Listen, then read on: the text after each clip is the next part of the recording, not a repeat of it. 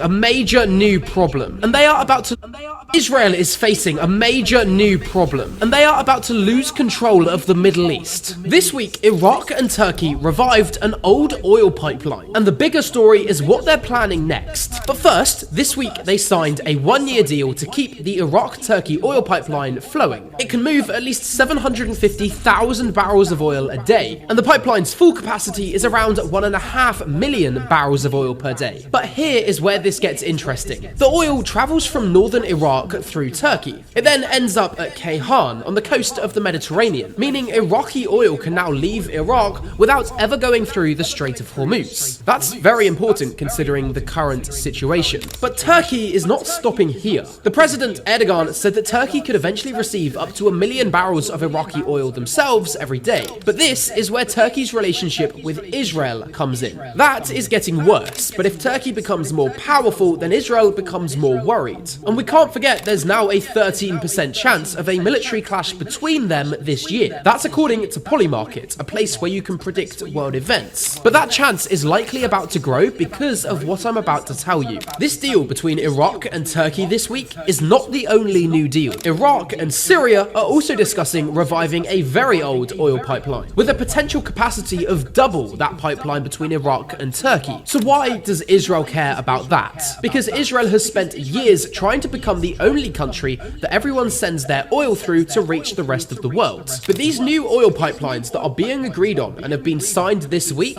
stop that from happening. And that is the uncomfortable part for Israel. The more energy routes that bypass Israel, the less important Israel becomes economically. But there is something important about this. First, I am the only news account you need to follow to stay up to date on all of the world's news, so make sure you're following me. But when I'm not making these news, Israel is facing a major new problem, and they are about to lose control of the Middle East. All praises to Yahweh, Bahashim, Yahweh Shai, Bahashim, Rekah HaKodash. Double honors to the apostles and elder bishops of the great millstone who taught us his truth. My name is Milchamah-ba, coming back at you with another video. And so you hear the news that this guy, Alex _ Barringcoat, Barringcoat had to say. So, to get information from this guy, you probably should follow him, as he says. But, this is news concerning him. I'm pretty sure we could, always look it up. But, he has pretty good information and is pretty a reliable source.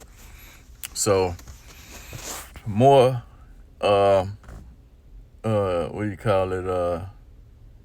so-called Middle East turmoil with the small hats. Okay. So, no one likes this. These people, man, which are they? They're the same people, but, showing you that Satan against Satan, that his house cannot stand. Now, everybody has been given, this place, the small hats, the pretty much all the, the power as far as, trading oil over in that region right there. So they want the whole thing, is my understanding. I think Israel wants all of that area right there. That's why they constantly going back and forth with these, this war, which is this war is going to bring on World War III.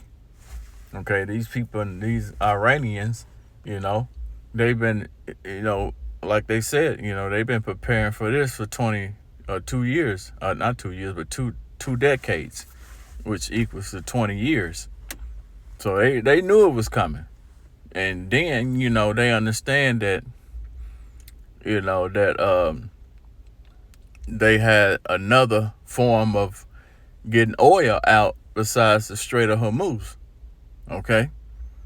So, now you see it says they have a pipeline going to Turkey, and Turkey is part of the EU nation.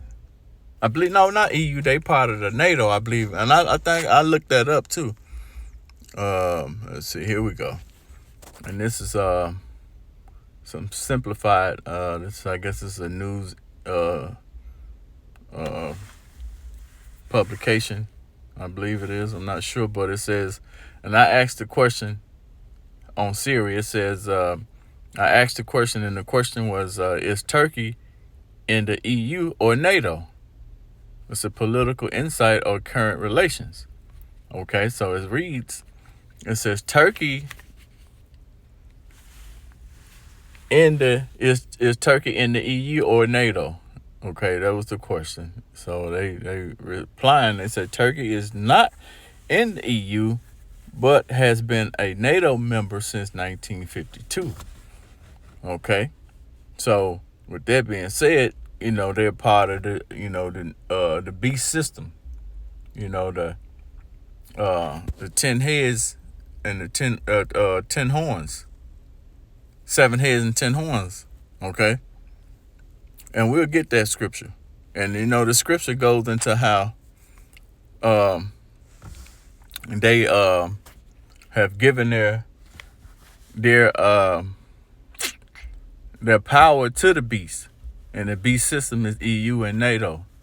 Okay, Revelation 17:14, it says, "These shall make war with the Lamb, and the Lamb is Yahweh Shai when he returns." Okay, it says, "And the Lamb shall come, the Lamb shall overcome them, for he is Lord of lords, King of kings, and they that are with him are called and chosen and faithful, and these are the elect." Okay, it says, "And he said unto me, the waters which thou sawest, where the horse sitteth, are peoples, multitudes, and nations and tongues." Okay, and the 10 horns, I think that's what I said, the 10 horns, okay, which thou sawest upon the beast, these shall hate the whore. Okay, and the 10 horns is the military power, the might that the EU has, the NATO and EU. Okay, they shall hate the whore, and the whore is America. It says, "And shall make her desolate and naked, and shall eat her flesh, and burn her with fire. For the Most High had put in their hearts to fulfill his will, and to agree, and to give their kingdom unto the beast." So, the 7 heads and the 10 horns, which is NATO and EU. Okay, it says, "Until the words of the Most High shall be fulfilled. And the woman which thou sawest is the great city, which is America, which reign over kings of the earth." Okay, and now this thing right here, that's just gonna make the shit worse, man. Which is cool. Okay, because this is bringing on. This is all for the controversial controversy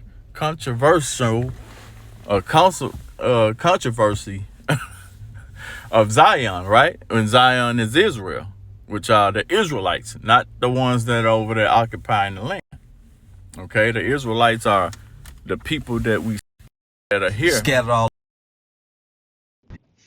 through the slave trade. Okay, and the northern kingdom, right? That that fled Assyria. Okay, the uh you know the northern kingdom. I'm sorry, the northern kingdom also. Okay, so and a lot of people saying that the so-called, what do they call it, the Black Foundation Americans, or whatever they call themselves, saying that they was already here. Well, they who that was already here was the northern kingdom. All that one so-called light skin, or I mean, a lot of the Gad, people think they are so-called Judah, I mean African American. They are part of Gad, which is the natives.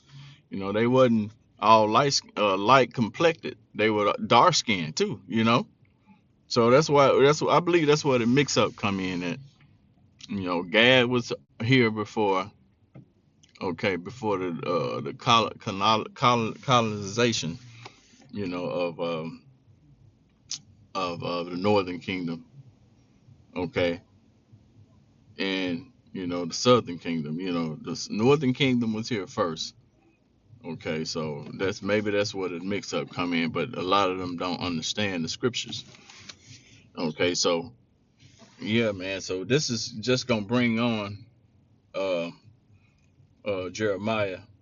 Was it 49? Let's see if we can find it. Yeah, Jeremiah 49 and is it 17? I don't know why I always get it all mixed up. I think it's Jeremiah 49 and okay. Let's see. Which we could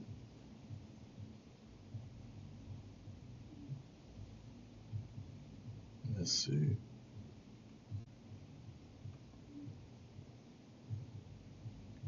Uh it's 20, which we could kind of jump around a little bit.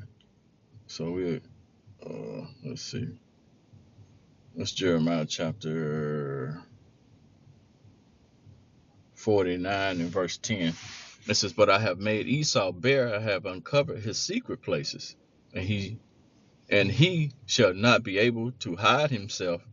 His seed is spoiled, and his brethren, and his neighbor, and he is not." Okay? And how's he getting uncovered? By, the prophets. The Lord has revealed these mysteries to us on who's the big players in, who these scriptures fit, you know. And that's the latest thing that's been going around of this Edomite so-called white woman saying that Deuteronomy 28 doesn't concern, the southern kingdom, okay, so-called Negroes, okay, saying that, that Deuteronomy 28 and which I think she said the whole, I don't know if she's talking about the whole chapter or where it comes in, but they understand. They just making it to where they acting like they don't understand that when people say do the book of Deuteronomy, it has the curses and the blessings. The curses is talking about us, and they saying that the transatlantic slave trade wasn't it, but it's 100% it. You know, Deuteronomy 28 and I believe it was 68. I believe one is 48 also that goes into these different atrocities. Jeremiah chapter 49 and verse 12 says, "For thus said the Lord Yahweh, behold, they whose judgment was not to drink of the cup have surely drunken. And art thou he that shall altogether go unpunished? Thou shalt not go unpunished, but thou shalt surely drink of it." Okay, the punishment that they're going to receive. The blood, man's blood shall not defile the earth, and it shall, whosoever defiles a man's blood, their blood shall also by man be defiled. Uh, roughly paraphrasing, it's meaning that the blood that was shed, by man's blood, that shedded that blood, his blood would be shedded too. Jeremiah chapter 49 and verse 14, that says, "I have heard a rumor from the Lord Yahweh, ambassador, and an ambassador is sent unto the heathen, saying, Gather ye together and come against her, and rise up to rise rise up to the battle. For lo, I will make thee small among the heathen, and despised among men." And the Lord has done it. He has made them small, among the heathen, and people are greatly despising Esau, Edom. You know, okay, beginning with Amalek. Okay, it says, "Thy terribleness have deceived thee, and the pride of thy heart, O thou that dwellest in the clefts of the rock, that holdest the height of the hills, though thou shouldest make in thy nest as high as an eagle, I will bring thee down from thence, saith the Lord Yahweh." It says also, "Edom shall be a desolation, every one that goeth by it shall be astonished, and shall hiss at all the plagues thereof, as in the overthrow of Sodom and Gomorrah and the neighboring cities thereof, said the Lord Yahweh. No man shall abide there, neither shall a man shall a son of man dwell in it. And it's talking about this place, America. Okay, so let's get to the point. Jeremiah 49:20 says, therefore, hear the counsel of the Lord Yahweh that he had taken against Edom, and his purposes that he had purposed against the inhabitants of Tema. Surely the least of the flock shall draw them out, and the least of the flock is Amalek, Israel over there, shall draw America out of this war. It says, surely he shall make the inhabitants desolate with them. So yeah, that's pretty much it.